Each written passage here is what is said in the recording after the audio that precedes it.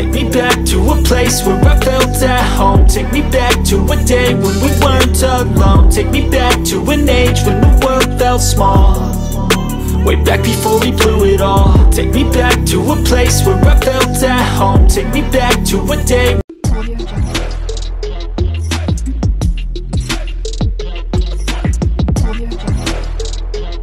Hi guys! So welcome back to my YouTube channel. This is Harchen YTC. So by the way guys, for today's video ay hindi na ako nag-unboxing guys kasi sobrang excited ko na siya. Sobrang excited ko na, so hindi na ako nakapag-unboxing. Well, anyway guys, ayan. Kagabi, pag uwi ko galing sa labas, kasi day off ko kasi kagabi, so pag uwi ko guys, ay pagpasok ko dito sa bahay, meron akong nakita sa may lagayan ko ng sapatos. So, ayan. It's new. So, meron akong bagong shoes, guys. At sabi ng amo ko, regalo daw nila to sa akin for Christmas. So, ayan guys. It's New Balance. Kasi, lagi nilang nakikita na ang sapatos ko is Adidas at saka Nike. Tapos kahapon daw, habang nagsha-shopping daw sila dito sa Marathon Sport, ayan guys, sa Marathon Sport, habang nagsha-shopping daw sila dito, nag-sale daw ng 8%. At nakita daw nila tong shoes na to. At ang sabi nila amo, baka daw gusto ko. Ay, syempre, gustong-gusto ko. Well, anyway guys, hindi na ako bibili ng bagong sapatos kasi meron nga akong sapatos na binigay ng amo ko. Ang sweet talaga ng mga amo ko guys. Super sweet. Ang bait-bait talaga nila kasi alam nyo, yung nakikita lang pala nila ako, tinitingnan lang pala nila ako.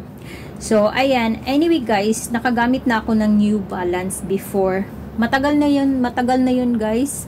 Hindi ko na alam kung anong taon yun at sirang-sira na yung sapatos na yun. So dahil sa meron na akong Nike, Adidas, so meron akong New Balance. So napaka-swerte ko talaga sa amo ko guys kasi napaka-generous nila, napakabait. Talagang iniisip din nila ako, hindi katulad ng ibang amo guys na para bang ang bigat-bigat sa kalooban nilang magbigay ng regalo sa katulong. Ako naman wala naman akong masasabi sa amo ko. Birthday ko, Christmas, talagang meron at meron ako guys. So, super blessed.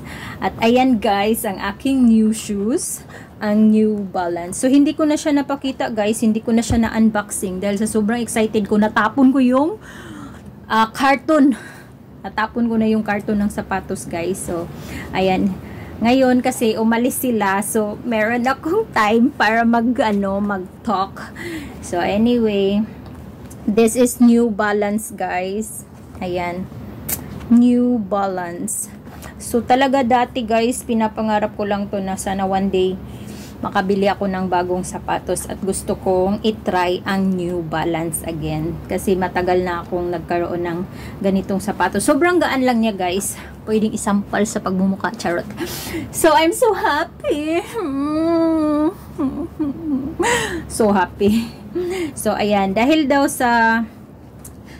sa Pilipinas daw ako mag-celebrate ng Christmas, kaya ito na lang daw ang naisip nilang iregalo para suotin ko pag uwi ko, inshallah.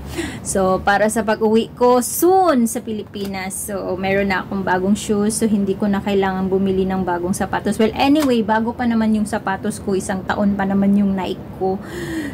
Pero, syempre, gift to. Ano pa? Choosy ka pa ba? So, ayan guys. Dahil sa sobrang saya ko, sinishare ko lang sa inyo guys. So, I'm so blessed with my employer talaga. Dahil bukod sa napakabait nila, inituring nila akong family nila, part of their family. Napaka-generous pa talaga nila. Nung first birthday ko dito, binigyan nila ako ng Swarovski na necklace na hanggang ngayon ay buhay na buhay pa. Every birthday ko guys, meron akong regalo. Yung last birthday ko, niregaluhan ako ng branded na pang straight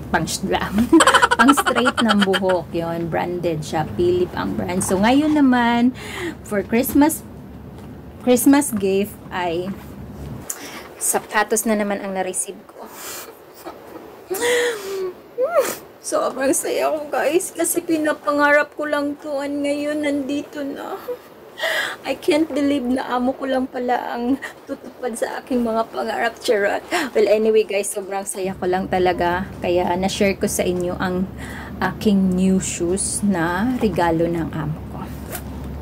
Super blessed. So thank you guys. Thanks for watching. And please don't forget to like and subscribe to my channel, Heartchin YTC. And please don't forget to hit the notification bell icon below so you'll be updated on my upcoming videos. So, yun lang guys. Bye-bye.